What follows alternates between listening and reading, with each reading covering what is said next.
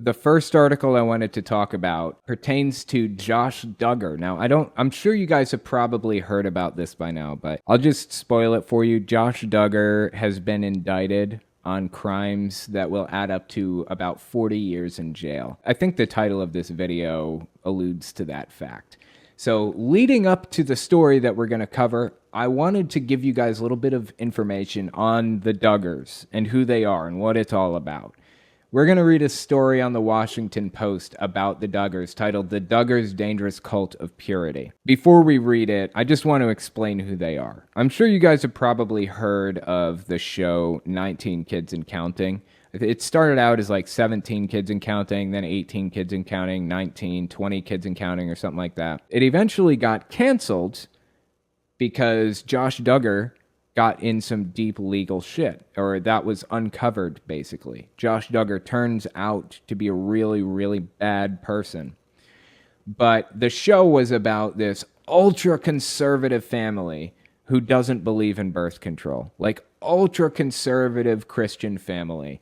The father of the whole family actually ran for Congress in Arkansas. That's where they live. I'm not sure if he was member of the House of Representatives or if he was a senator, and I'm not sure if it was state or federal. I believe it was state, but the point is he was a politician in Arkansas, and this whole TV show was all about his gigantic fucking 20-person family, basically.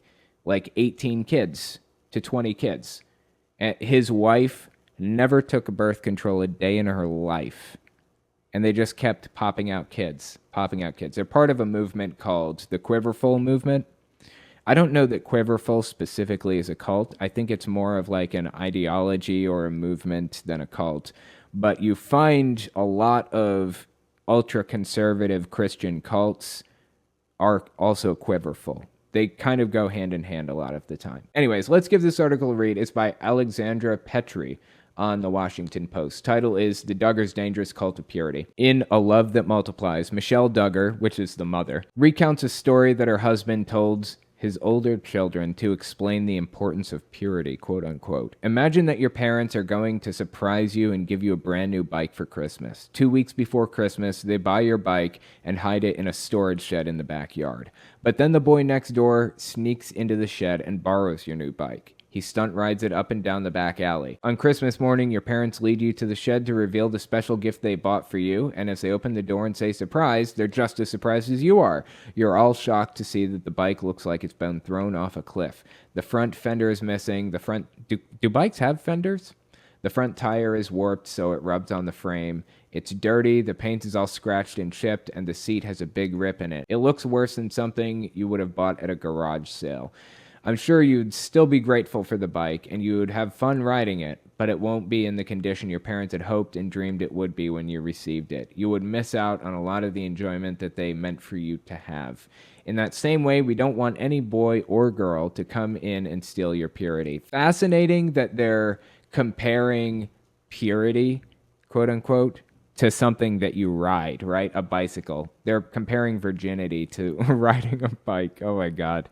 That's a terrible comparison. When it comes to virginity, I'm sure you'd still be grateful and you would have fun riding it, but it won't be in the condition your parents had hoped and dreamed. Oh my God, this is so fucking terrible. Purity culture is toxic as shit.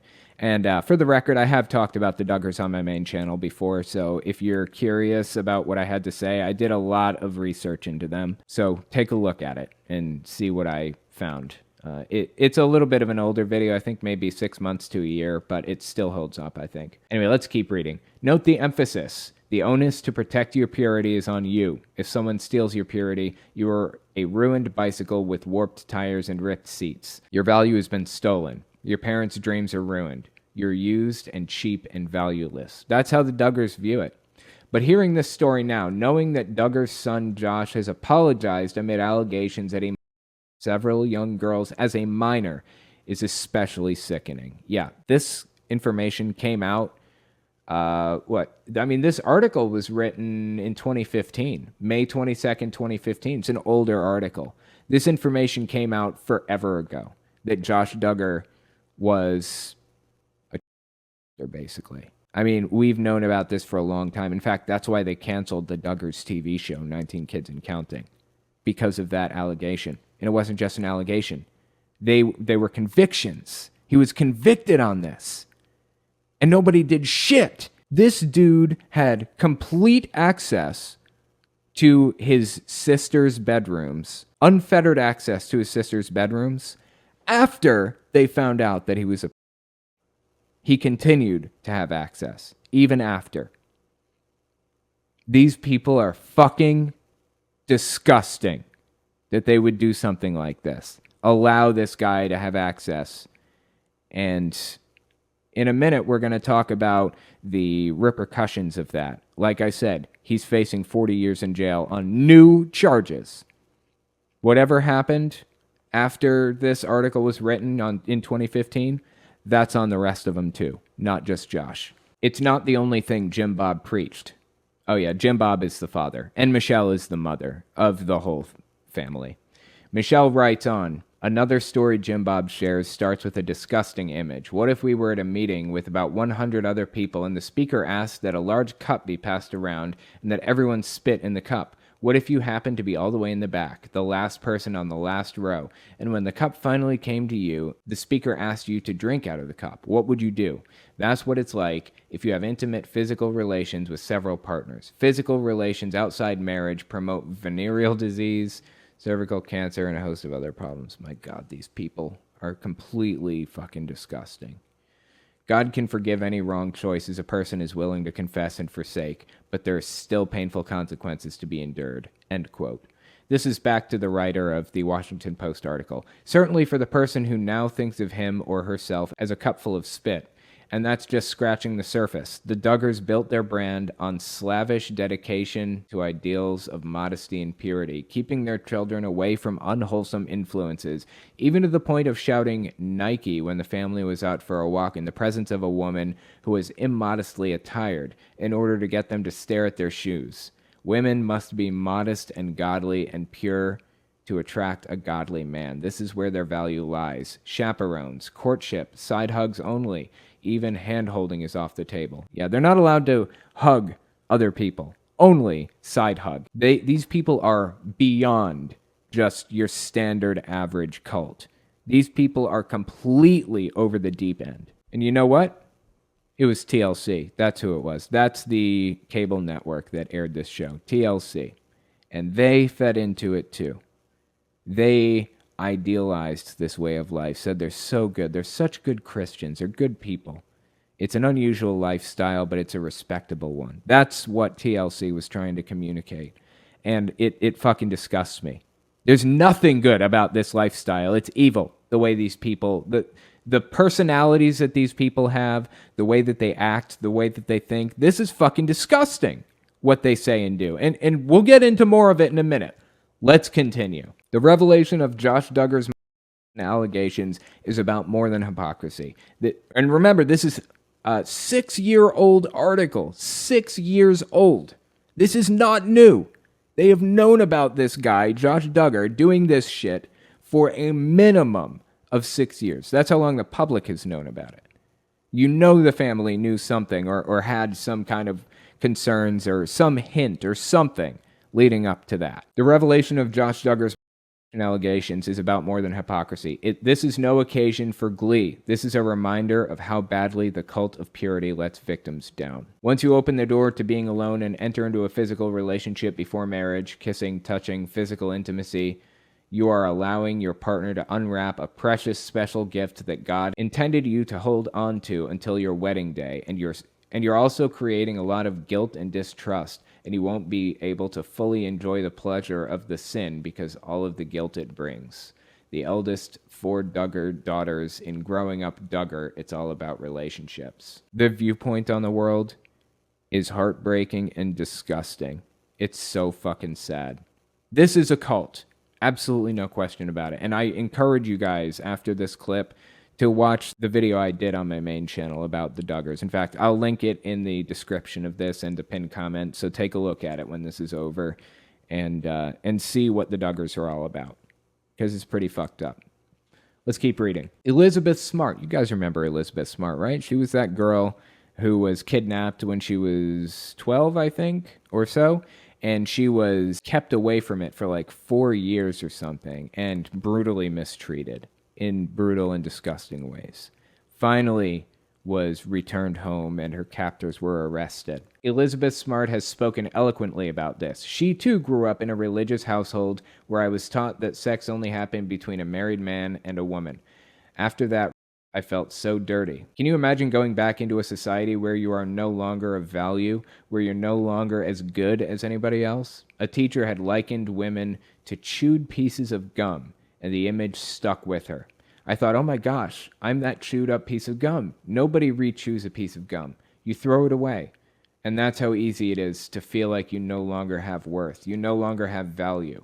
Why would it even be worth screaming out? Why would it even make a difference if you're rescued? Your life still has no value. When a woman's value lies in her purity, victims are victimized twice. Couldn't agree more. But it's more than that.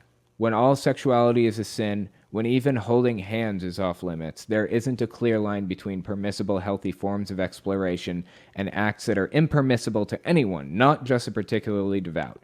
This gospel of shame and purity has the potential to be incredibly harmful because it does away with important lines. Studies not only suggest that abstinence-only approaches to sex education do nothing to increase the incidence of sexual behaviors, but also that they can make them riskier and that they deprive kids of the vocabulary they need to discuss when bad things happen. Pathos blogger Libby Ann writes, handling as sin rather than addressing the psychology behind it is a serious problem. In their statements to People, the Duggars spoke of Josh's past wrongdoing as past teenage mistakes, quote unquote, and spoke of growing closer to God through it. But it appears that Josh never had legitimate counseling or treatment to work through his problem. Some sexual things are normal for a teen to do, but other sexual things are not typical behavior, like children, and those things need to be addressed professionally rather than simply as sin issues. Failing to do so places other children at risk. The whole post is worth a read. Yeah, Josh Duggar was actually sent to a conversion camp, apparently, supposedly, after this article came out, 2015, and all of the allegations surfaced. And they weren't just allegations, they were convictions. Somebody uncovered his expunged record. He got convicted of crimes from when he was a kid, like between the ages of like 10 and 16. And he got charged for what he was doing at like 16 years old. And since he was a juvenile, his record was sealed and expunged. But that was uncovered. After being convicted, the news found records of it and blew it wide open, basically. So these aren't allegations, these are facts. After he got convicted of that, the Duggars sent him to like a conversion therapy type of thing, some Christian bullshit, instead of actual psychologists. And look where we are. That brings us to our next story. Hemant Mehta on the Friendly Atheist website. Josh Duggar faces 40 years in jail for receiving and possessing. This is the direct result of his misdeeds. They believe that it was taken care of because it was a sin, not a crime. And his sin has been forgiven. Originally, when this story broke that Josh Duggar was in trouble, we didn't know what it was for. It was a sealed indictment. They weren't really telling us, but we've finally found out. There was a lot of speculation. People wondered if it was like a tax fraud type of situation with his business or his dad's business or whatever. Nobody knew. We had no idea. Everyone was speculating. Except for me. I don't speculate. So the information finally came out, as Hemant Mehta says here. It wasn't about a shady real estate deal or tax fraud after all. Josh Duggar, the Christian reality TV star best known for molesting his younger sisters, was arrested yesterday for exactly the reason everyone feared: receipt and possession of. According to the indictment released publicly today, a grand jury agreed that Duggar, in 2019, knowingly possessed material that contained images of CP, including images of minors under the age of 12. That is fucking horrific. He only has 40 years. That means he can get out on parole in 20. Duggar faces up to 40 years in prison, or as some on Twitter wryly joked, 19 years and counting. He pleaded not guilty to both charges. That's just what you do. You just plead not guilty to start until you get a deal or something.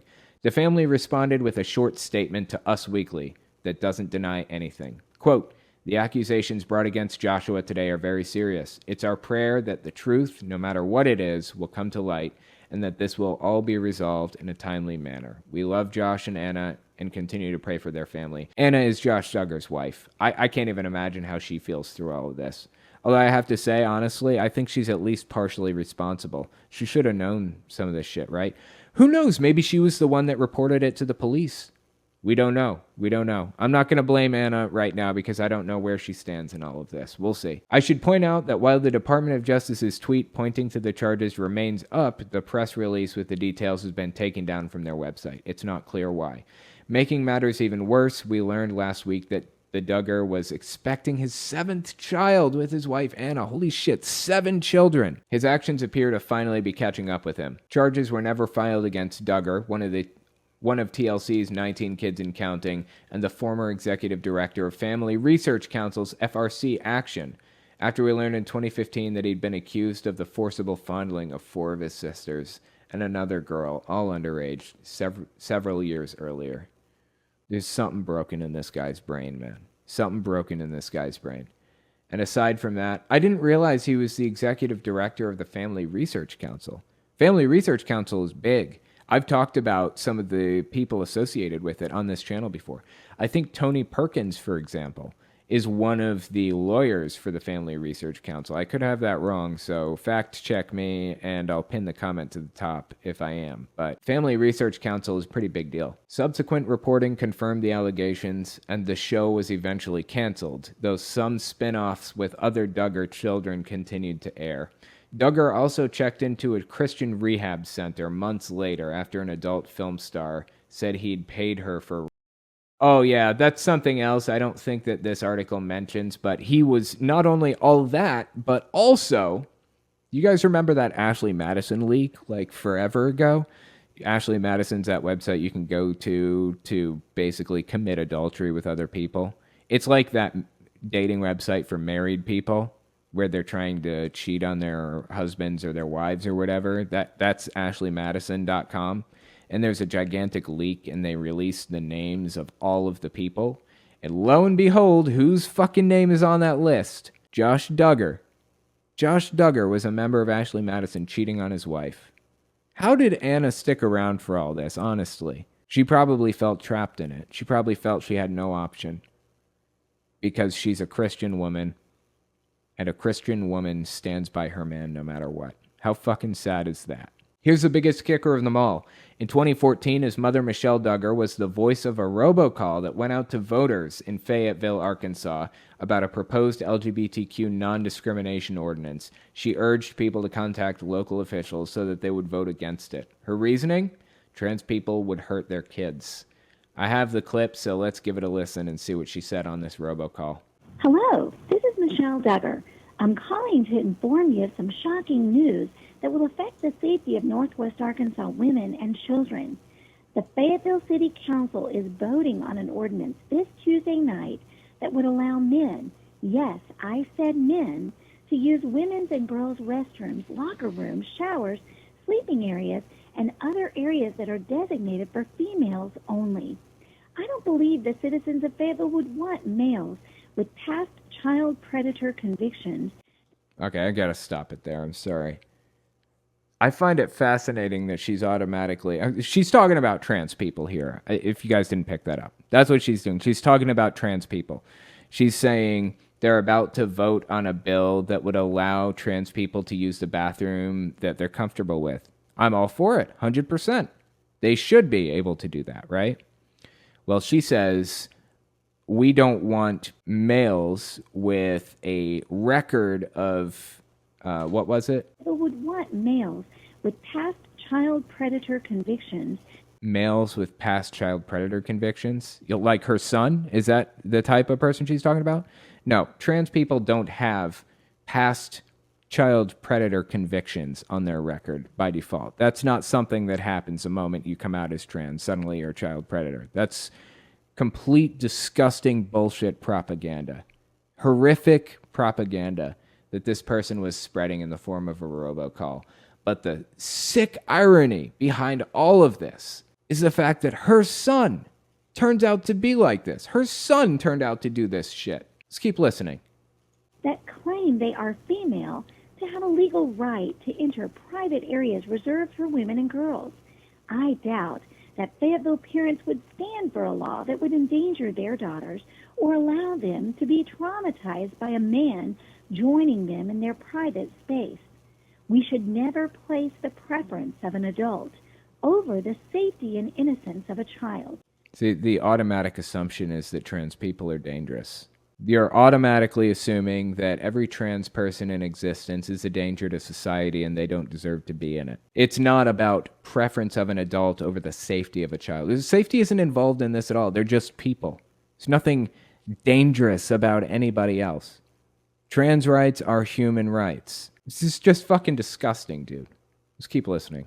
Parents, who do you want undressing next to your daughter at the public swimming pool's private changing area? I still believe that we are a society that puts women and children first. Women, young ladies, and little girls deserve to use the restroom in any other women's facility in peace and safety. Will you speak up for protecting women and children? Call 575. What a fucking monster, dude. What a fucking monster. These are the two, by the way. Jim Bob Duggar and Michelle Duggar. Those are the two people. Ultra right-wing conservative Christian nutcases. Let's keep reading this article. Turns out the biggest threat to children wasn't a transgender person at all. It was her own son, whom she raised with conservative Christian values. How's that for irony? A member of the nation's most famous quiverful family could be found guilty of a crime that would prevent him from being around children. Looks like the family's biggest critics were right about him all along. I do wonder if he's going to end up going back to the house or if he's going to make bail and go home. I wonder if the wife will even have him now. I don't fucking know. I'm just glad that he's finally facing repercussions for his disgusting behavior. A lot of this stuff that he did was committed when he was a minor under the age of 18, and he was convicted for it as a juvenile, which means his record's sealed after 18 years old. Nobody can even find out about it. But we did find out about it eventually in 2015 or somewhere in there, and all hell broke loose. Now we're finding out, finally, that he was in possession of some pretty fucked up stuff, and he faces 40 years for it, and I couldn't possibly be happier about that fact. Society will be a little bit safer for the next 20 to 40 years, hopefully. Joe LaFaro, Anna's brother, wanted to take Josh apart. Anna's brother wanted... Oh, I bet. Oh, yeah. Anna being Josh Duggar's wife. So Josh Duggar's wife's brother. Josh Duggar's brother-in-law wanted to take Josh apart. I fucking bet he did. Oh, my God. That is some serious shit, man. That's no joke. I feel like we should be working on fixing the problem rather than punishing people, though, in the prison system, you know? But what do you do when you have somebody who has this problem? What do we do with Josh? In an ideal world, let's say Josh Duggar, we don't want him to be a drain on our system, right? And I also don't believe in the death penalty because, well, for one thing, he hasn't even been sentenced to the death penalty, so that doesn't apply anyways. So in an ideal world, what would happen with Josh Duggar? It's been made clear to me, and certainly many other people, that he's not going to stop, right? He spent, his first 18 years doing this. That's why he has convictions under his belt. And he's still doing it. How do we fix this problem? Being a drain on societal resources is not going to solve the problem. I don't want my money, my tax money that I'm paying to the government, to go into feeding him day in and day out. I'd rather him make his own money. I am of the opinion, currently, willing to be convinced otherwise, that maybe the best way for Josh's situation, a serial offender, is to give him medicine that destroys his sex drive, destroys his libido completely, just erases it from existence. And if we can't depend on the medicine, then physically give him surgery. Give him the option. He can either take medicine, get the surgery, or stay in prison for the rest of his life. One of those three things. Like I said, I'm not convinced of that position. I'm willing to hear other sides of the argument or whatever. But it feels to me that he could be out and paying taxes and not have any balls, or he could sit in prison while I pay for his dinner every night.